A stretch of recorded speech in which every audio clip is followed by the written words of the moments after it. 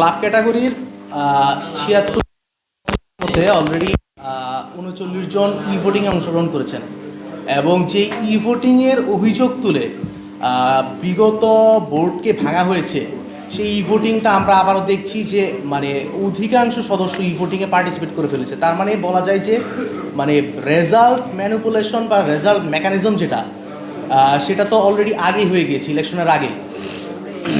এবং বর্তমান যেই অ্যাডহক কমিটির আন্ডার ইলেকশন হচ্ছে আমরা দেখতে পাচ্ছি যে সেই অ্যাডহক কমিটির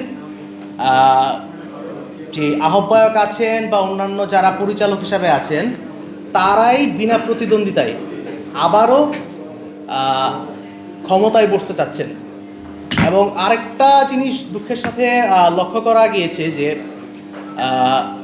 পলাতক ফ্যাসিস্ট নাজমুল হাসান পাপন যিনি বোর্ডের দায়িত্ব ছেড়ে পালিয়েছিলেন তার সাথে দেখা করতে আমাদের বোর্ডের অনেকেই লন্ডনে গিয়ে দেখা করে তারপর এই বোর্ড গঠন করেছেন। সেই তো এগুলো আসলেই লজ্জাজনক, দুঃখজনক।